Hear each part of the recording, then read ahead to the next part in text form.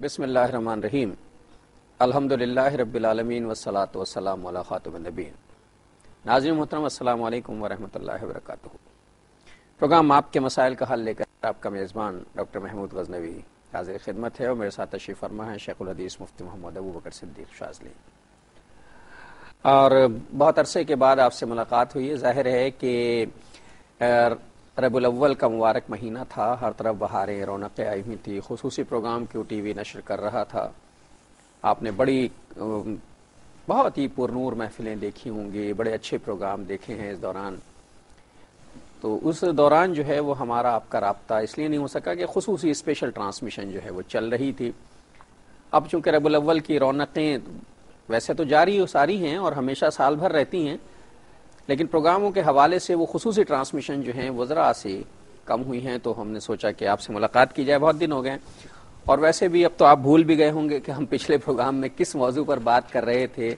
مجھے تو بھی یاد ہے کہ متفرقات پر بات ہو رہی تھی، یعنی بہت سے متفرق پہلو ہیں جو ہیں اس پر فقہی حوالے سے بات چیت جاری تھی. لیکن آج میں ایک بہت ہی جدید ایجاد پر آپ سے بات کرنا چاہتا ہوں جو بظاہر ہمارے لیے ایک سہولت کا باعث بھی ہے لیکن بہت بڑی زحمت بھی بن گئی ہے. یعنی اس سے بہت سے معاشرتی فائدے بھی ہوئے ہیں لیکن سماجی اعتبار سے بہت سے نقصانات بھی ہوئے ہیں، اور دیگر معاملات میں اس کے بہت سے ایسے پہلو سامنے آئے ہیں کہ جس پر بات کرنا اب ضروری ہو گیا ہے. اس لیے کہ ہمارا مسئلہ یہ ہے کہ ہم ہر ایجاد کو اپنی مرضی کے مطابق استعمال کرنا چاہتے ہیں. آج میری مراد ہے ایک چھوٹی سی ڈبیا جو آپ کی جیب میں پڑی رہتی ہے، جسے ہم موبائل ٹیلی فون یا سیل فون کہتے ہیں، اس پر بات کرنی ہے. اس کے کچھ فقہی مسائل ہیں. اب آپ کہیں گے کہ موبائل کے فقہی مسائل کیا ہو سکتے ہیں، تو مفتی صاحب سے پوچھنا. السلام علیکم مفتی صاحب. وعلیکم السلام. موبائل کے فقہی مسائل ہو سکتے ہیں؟ جناب، زندگی میں جو چیز بھی انسان کو پیش آتی ہے اس کے ضرور شرعی مسائل ہوتے ہیں، فقہی مسائل ہوتے ہیں. آج کل جو یہ جدید ایجادات ہو گئی ہیں، ویسے موبائل آ گیا ہے، نیٹ آ گیا ہے، تو نیٹ کے بھی فقہی مسائل ہوں گے بہت سارے. دیکھیں، اس میں بنیادی اصول ہے اور یہی اسلام کو دیگر تمام مذاہب سے امتیاز کرتی ہے، بلکہ اور بھی اسلام کی امتیاز والی خوبیاں ہیں، لیکن ان میں سے ایک یہ بھی ہے کہ اسلام جو ہے وہ قیامت تک کے لیے ہے. اور اس کی وجہ یہ ہے کہ اسلام نے ایسے اصول و قواعد و ضوابط اپنے ماننے والوں کو دیے ہیں کہ کوئی مسئلہ بھی اس کی رینج سے باہر نہیں جا سکتا.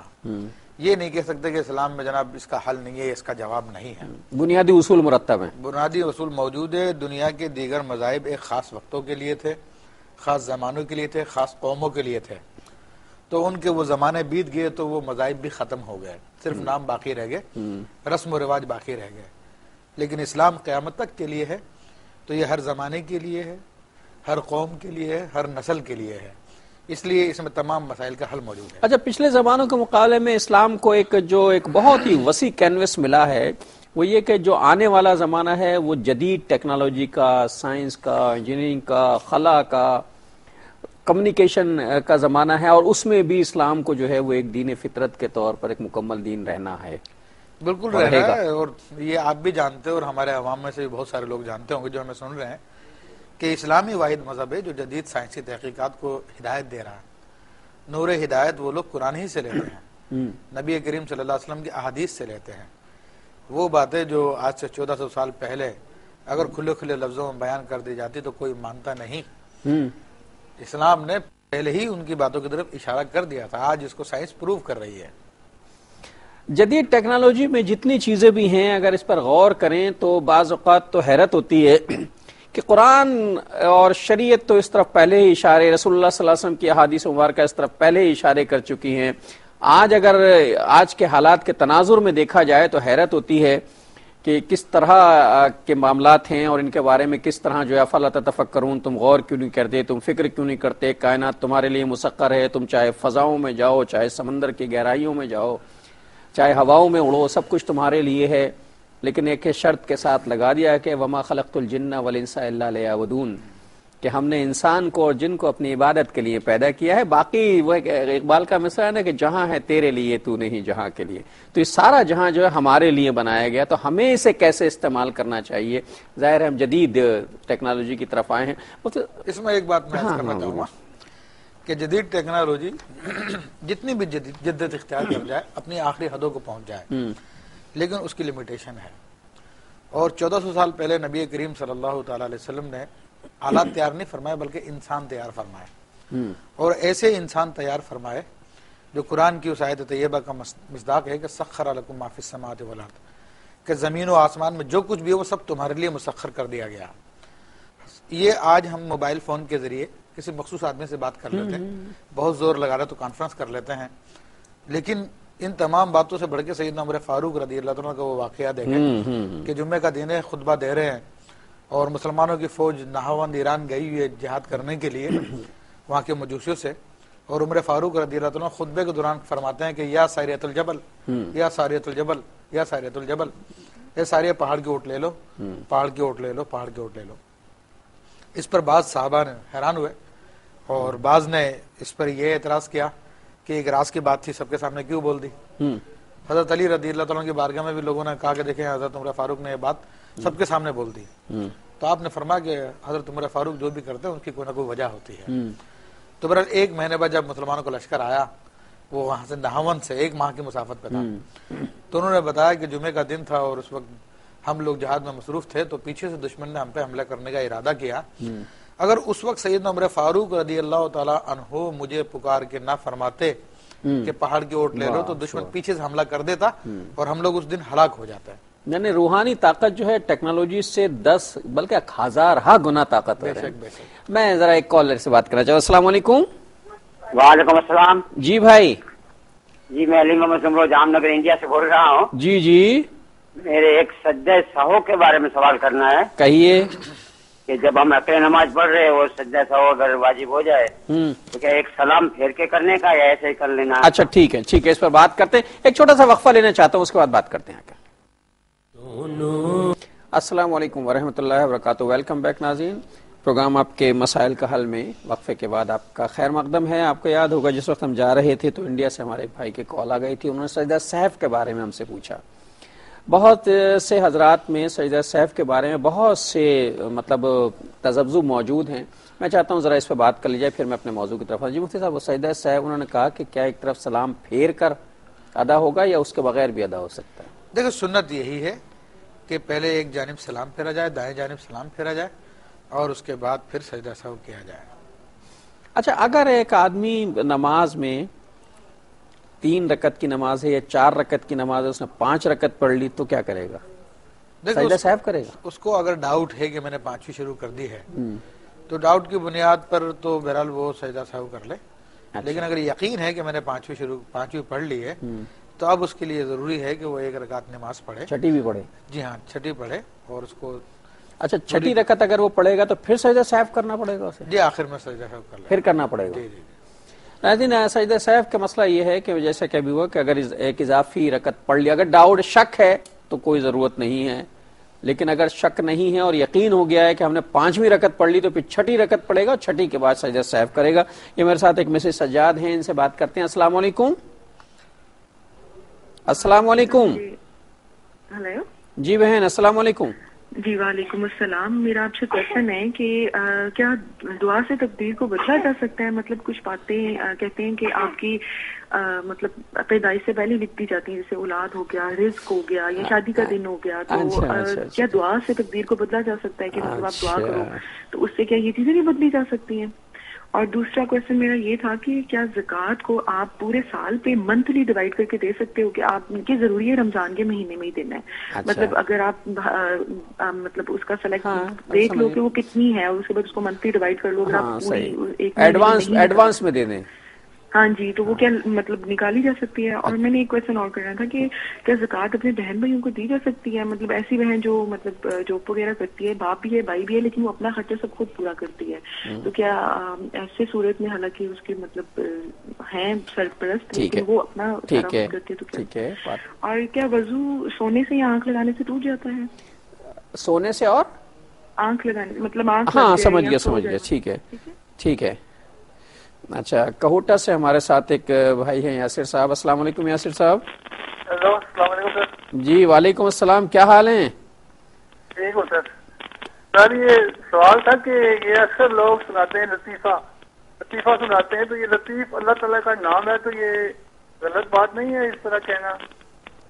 اچھا، यार बड़ी दूर की कौड़ी लाए हैं आप, हैं अच्छा सवाल किया आपने। अभी बात करते हैं मुफ्ती साहब से, इस पर करते हैं बात। बहुत शुक्रिया।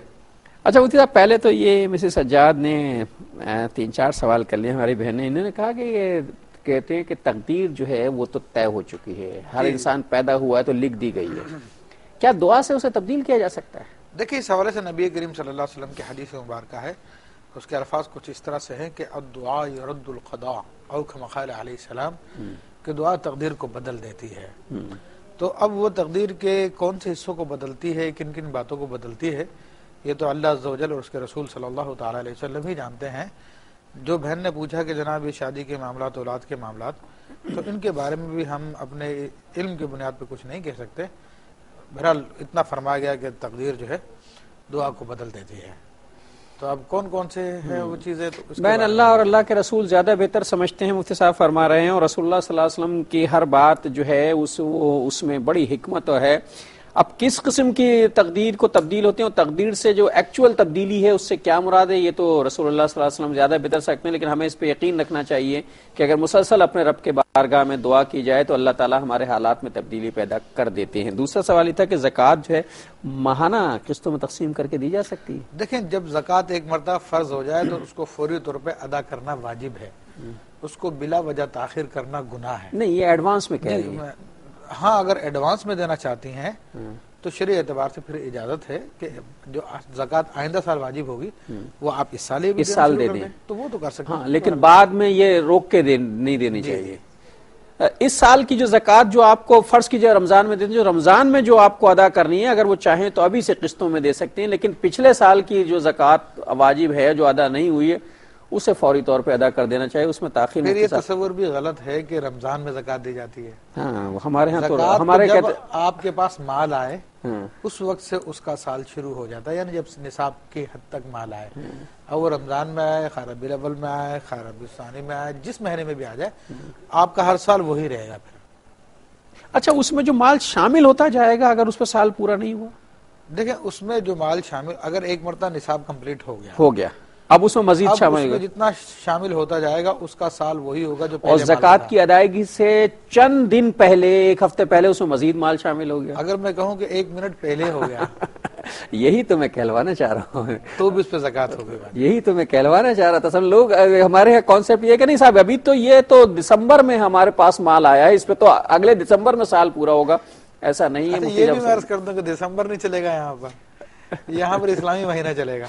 ये लीजिए, वजह ये कि लियोनर कैलेंडर के हिसाब से दिन कम होते हैं, जबकि आपके जो ये सोलर कैलेंडर है उसके हिसाब से बिलफर्ज 15-20 साल के अंदर 1 साल का फर्क पड़ जाता है। अच्छा, तो इसलिए 1 साल की ज़कात बच जाएगी, इसका मतलब। हाँ, इस्लामी तो इसलिए इस्लामी कैलेंडर ज़ाहिर है ज़कात तो एक इस्लामी फरीज़ा है, मजहबी फरीज़ा है, तो वो तो इस्लामी कायदे कानून और उसके साल और उसकी तादाद के हिसाब से देनी चाहिए, उसका ईस्वी साल से कोई ताल्लुक नहीं है।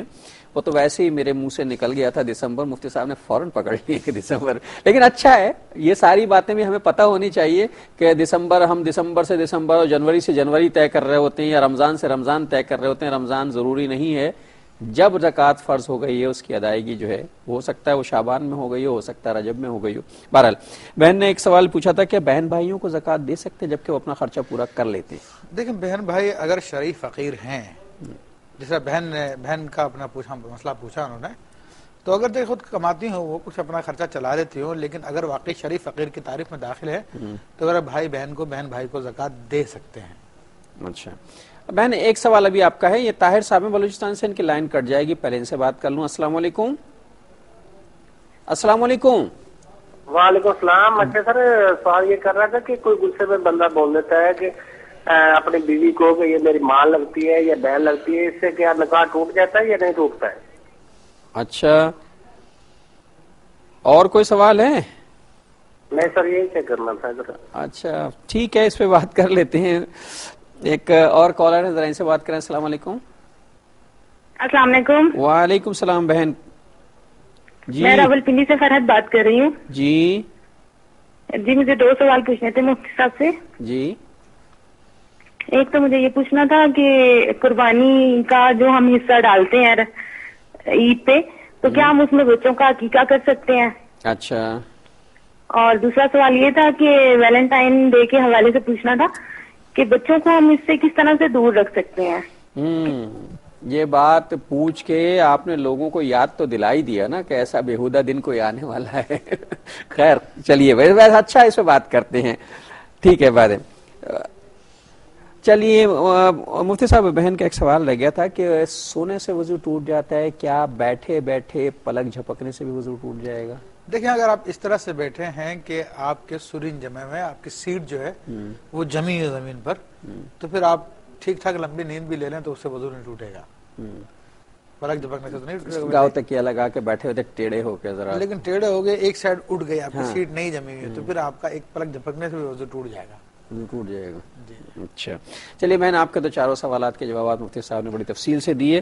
یاسر صاحب نے کہوٹا سے پوچھا تھا لطیفے کے بارے میں.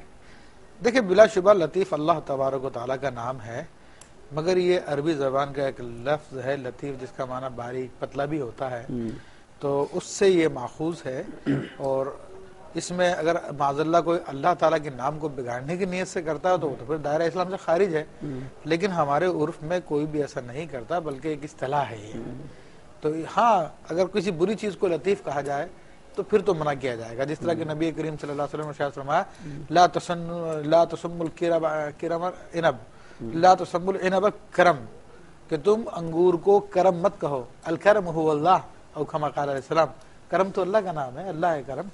تو اس چیز میں تو منع کریں گے. جس طرح ہمارے یہاں پہ حلیم ہے تو اس کو کھچڑے کو حلیم کہتے ہیں, مالک معروف نیت تو وہ حلیم کھچڑے والی ہے, لیکن پسندیدہ نہیں ہے کہ اللہ تعالیٰ کا نام حلیم ہے, ہم کھانے کی چیز کو حلیم کہیں. جس طرح کہ نبی کریم صلی اللہ علیہ وسلم نے انگور کو کرم کہنے سے منع کر دیا, حالانکہ نیت کسی کی بھی نہیں ہوگی وہاں پر, لیکن چونکہ ایک ادب کا تقاضا ہے, کھچڑا کہنا چاہیے اس کو, حلیم نہیں کہنا چاہیے, کھچڑا کہنا چاہیے. حلیم نہیں کہنا چاہیے, کھچڑا کہنا چاہیے. سن لیا آپ نے, میں جو آپ کی طرف دیکھ رہا ہوں وہ اس لیے دیکھ رہا ہوں, مفتی صاحب میری طرف دیکھ رہے ہیں کہ بھائی حلیم نہ کہیں, کھچڑا کہیں. حلیم جو اللہ تعالیٰ کا نام ہے, اور یہ بات اس سے پہلے میں نے کئی جگہ سنی بھی تھی, لیکن اچھا ہوا کہ آج اس کی تصدیق بھی ہوئی. تو یہ جتنے حلیم سینٹر ہیں انہیں اپنے نام اس پہ سے مٹا دینا چاہیے, اور ہمیں بھی احتیاط کرنے. لوگوں کو اصل میں بہت سلیقے سے جب کوئی یہ کہہ رہا ہو تو اسے بہت سلیقے سے سمجھا دینا چاہیے کہ یار یہ ذرا اس میں بے ادبی کا پہلو ہے, لہٰذا اس کو کھچڑا کہہ لیں تو زیادہ اچھا ہے. تو ہمارے ساتھ ایک کالر ہے, ذرا ان سے بات کر لوں. السلام علیکم. جی وعلیکم السلام ورحمۃ اللہ وبرکاتہ. جی آپ سب کو عید میلاد النبی جو گزر چکا ہے, جو آ رہا ہے, آئندہ آنے والی, آپ سب کو مبارک ہوں. بہت شکریہ جی, بہت زیادہ جی. اور اس کے علاوہ زکوٰۃ کا چلتا ہے, آپ نے بات کی ہے, تو اسی طرح اگر بھانجی دینا چاہے اپنی ہڈی کو, خالہ ہو, کوئی بھی ہو, تو وہ بیوہ بھی ہو, بیمار بھی ہو, فالج کا اٹیک جیسے کچھ بھی ہو, تو کماتی بھی نہ ہو, عمر بھی زیادہ ہو, تو اس کو دے سکتی ہیں وہ کوئی بھی بہن بھائی کوئی بھی زکوٰۃ؟ اور شریف فقیر ڈھونڈنے میں کچھ مشکل پیش آتی ہے. نہیں, زکوٰۃ ان کو دینا چاہتی ہیں, معذور ہیں, بیمار ہیں, کماتی ہیں, تو بھائی شریف فقیر ہی ہوں گی نا. اسی طرح کے حالات ہوتے ہیں. شریف فقیر کے بارے میں بات کرتے ہیں مفتی صاحب سے. بلوچستان سے طاہر صاحب نے پوچھا کہ وہ یہ کہ ہمارے ایک جاہلانہ طریقہ ہے کہ وہ غصے میں آ کے بیوی کو کہتے ہیں تم میری ماں لگتی ہو, میری بہن ہو, وغیرہ وغیرہ لغویات, تو کیا اس سے نکاح فسخ ہو جاتا ہے؟ دیکھیں فقہاء کرام نے لکھا کہ ایسا کہنا حرام ہے, سخت گناہ کی بات ہے, لیکن اس سے نکاح نہیں ٹوٹے گا. نکاح نہیں ٹوٹتا, یعنی کہا تو میری ماں ہے, تو میری بہن ہے, ایسا کہنا سخت گناہ ہے, لیکن اس سے نکاح نہیں ٹوٹے گا. اچھا, پنڈی سے بہن نے پوچھا کہ قربانی کا حصہ, قربانی جب ہم کرتے ہیں تو اس میں عقیقہ بھی کر سکتے ہیں؟ اچھا, اس میں ایک بات میں وضاحت کر دوں کہ ہمارے سننے والے جو ہے نا, بہت سارے لوگ اپنے آپ کو بہت زیادہ انٹیلیجنٹ سمجھتے ہیں, اور وہ ایک مسئلہ ہمارا سن کے اس کے اوپر 10 مسئلے نکال لیتے ہیں. تو اس لیے میں وضاحت کر دوں کہ یہ کہنا کہ تو میری ماں ہے, تو میری ماں لگتی ہے, اس سے تو کچھ نہیں ہوگا. لیکن اگر کہا کہ تو میری ماں کی طرح ہے, تو میری بہن کی طرح ہے, یا تو میری ماں کی مثل ہے, تو میری بہن کی مثل ہے, تو اس سے بہت فرق پڑ جائے گا. اچھا, وہ زہار کہلاتا, قرآن میں پورا بیان ہے اس کا.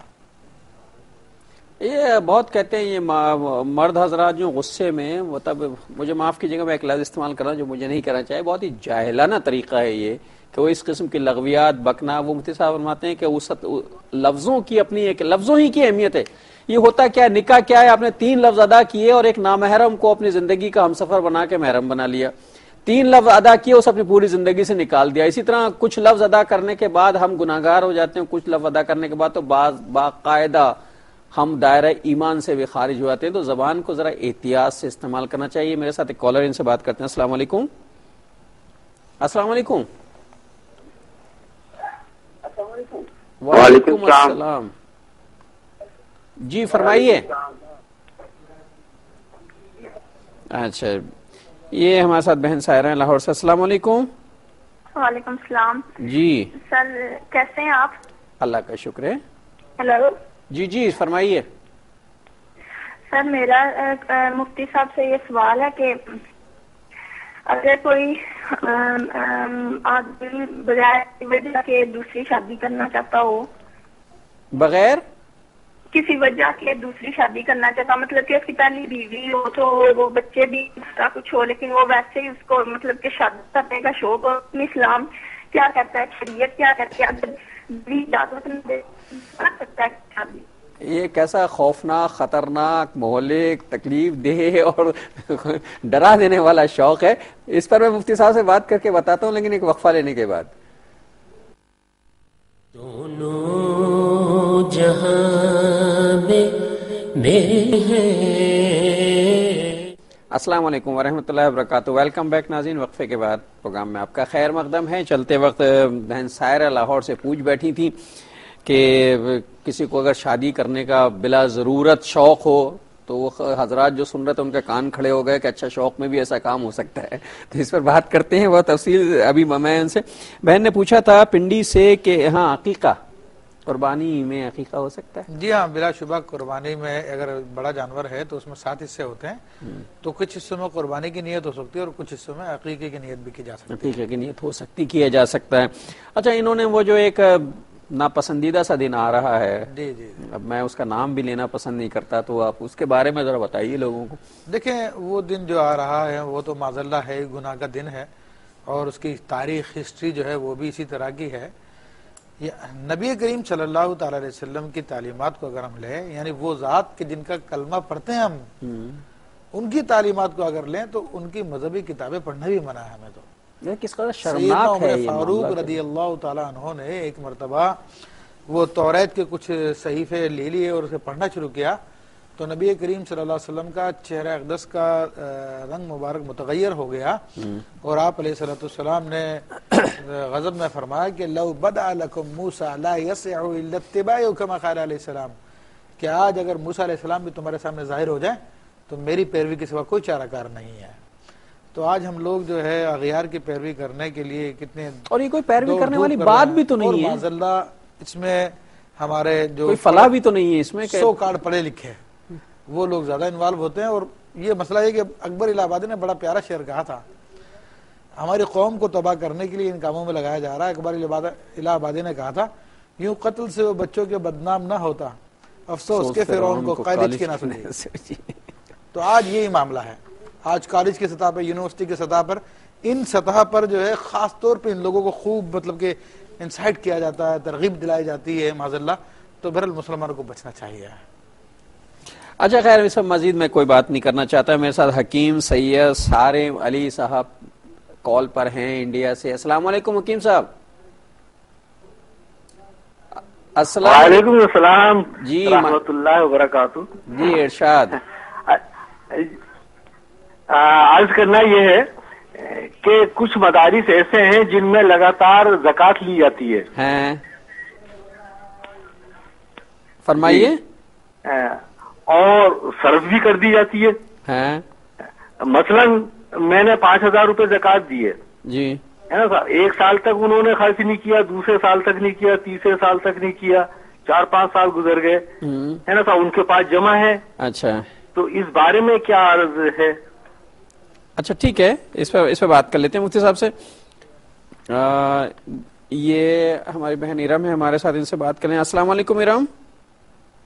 وعلیکم السلام انکل. میں نے 2 سوال پوچھنے ہیں مفتی صاحب سے. جی ہلو. جی میں سن رہا ہوں. میرا پہلا سوال تو یہ ہے کہ جو کوئی انسان بیمار ہو روزہ نہ رکھ سکے تو وہ روزے کا جو ہدیہ ہے وہ 2 کلو کے برابر ہوتا ہے یا 2.25 کلو کے برابر؟ ٹھیک ہے. اور دوسرا میرا کوشچن یہ ہے کہ جو روزے کا جو فدیہ ہے وہ کسی نمازی غریب آدمی کو دینا چاہیے زیادہ یا پھر کوئی ویسے غریب آدمی ہو تو اس کو دے دیں؟ اچھا بس ٹھیک ہے، بات کرتے ہیں. اچھا مفتی صاحب، یہ بہن نے پوچھا تھا کہ ان کی بھانجی بیمار ہے، پریشان حال ہے، معذور ہے، کماتی نہیں ہے، اسے زکوٰۃ دی جا سکتی ہے؟ دیکھیں اس حوالے سے شرعی اعتبار سے بات یہ ہے کہ بھانجی خود بہن کو زکوٰۃ دے سکتے ہیں تو بھانجی کو بھی زکوٰۃ دی جا سکتی ہے بشرطیہ کہ شرعی فقیر ہو. البتہ آپ نے جو بات کہی ویسے عموماً ایسے لوگ شرعی فقیر ہی ہوتے ہیں، لیکن بعض اوقات ایسا بھی ہوتا ہے نہیں بھی ہوتے کہ ان کی جائیداد ہوتی ہے وراثت میں، معذور ہیں، بیمار ہیں، لیکن پیچھے جائیداد ہے. تو یہ دیکھ لیجیے شرعی فقیر تو دے سکتی ہیں. ٹھیک ہے.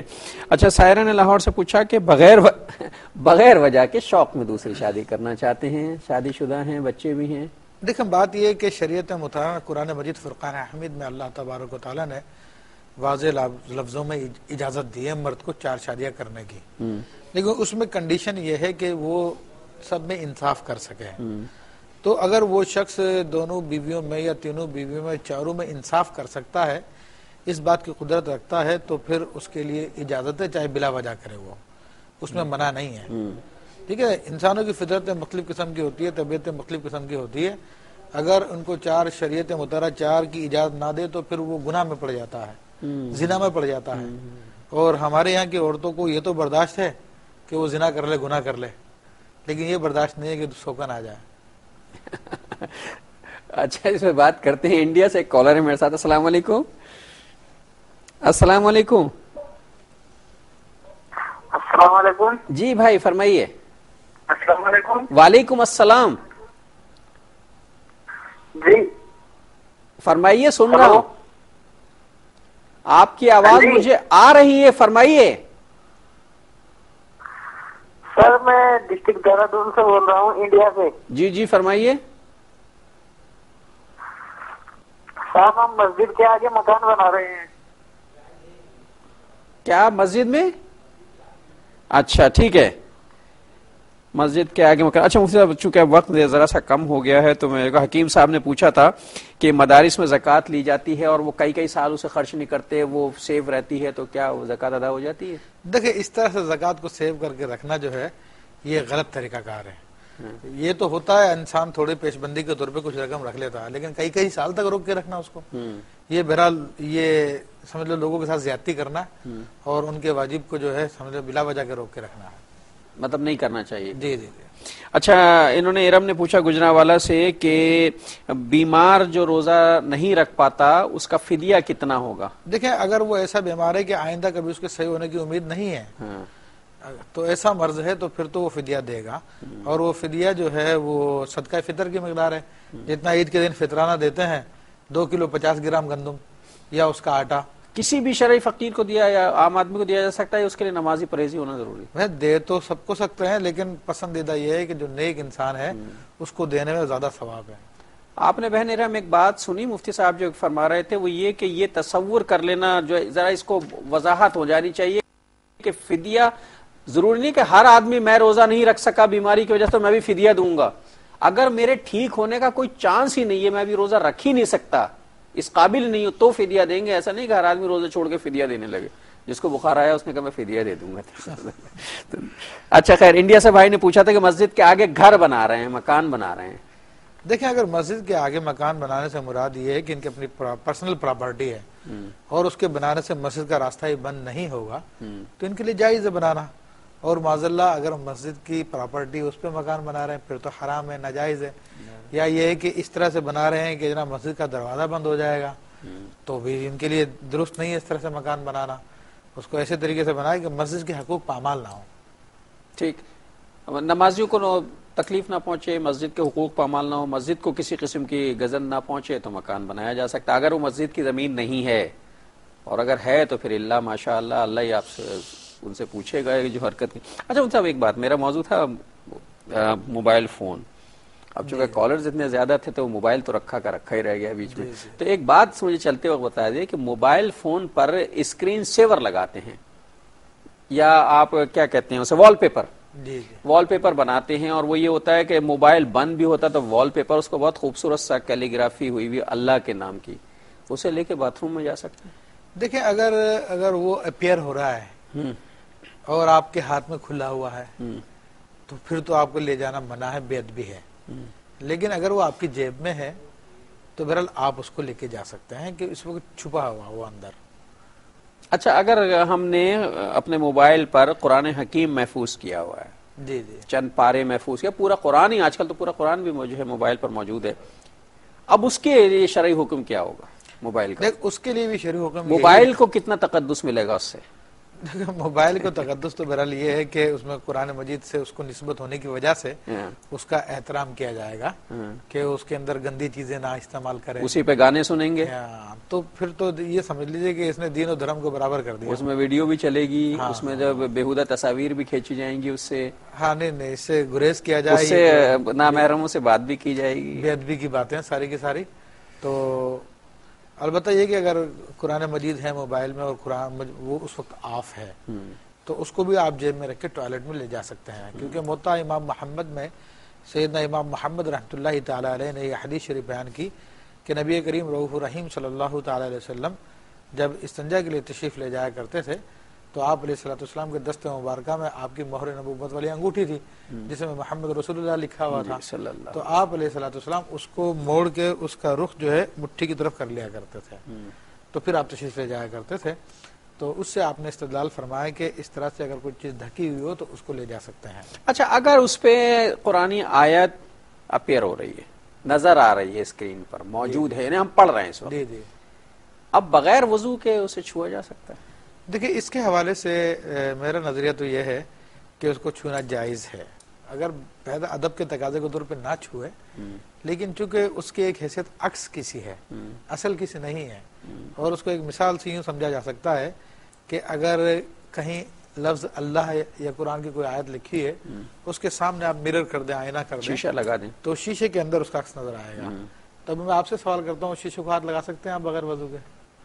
شیشے کو تو لگا سکتے ہیں، تو بس کامن سینس کی بات ہے، یہی بات اس میں موبائل. اچھا ایک چیز، اچھا یہ بالکل یہی بات ہے، لیکن میں تھوڑی سی کنفیوژن دور کرنے کے لیے ایک بات پوچھنا چاہتا ہوں. قرآن حکیم میں پڑھنا چاہتا ہوں تھرو انٹرنیٹ، میں نے اپنے کمپیوٹر پر فلیش قرآن جو ہے وہ کھول لیا ہے، جی جی، اب میں اسے پڑھ رہا ہوں، اس کے لیے وضو کرنا ضروری ہے؟ چونکہ آپ چھو نہیں رہے اسے تو آپ کے لیے وضو کرنا ضروری نہیں ہے، اور چھو بھی لیں گے تو وہ اس کے عکس کو چھونا ہوا، اصل کو چھونا. تو بغیر وضو کے وہ قرآن حکیم جو پڑھا جائے گا اس کا ثواب باقی رہے گا؟ جی ہاں بالکل ثواب ملے گا، اس کا قرآن ہی پڑھا آپ نے. اچھا جی جی، تو یہ ایک سہولت ہے کہ اس پہ قرآن، نیٹ پہ قرآن پڑھا جا سکتا ہے اس طرح.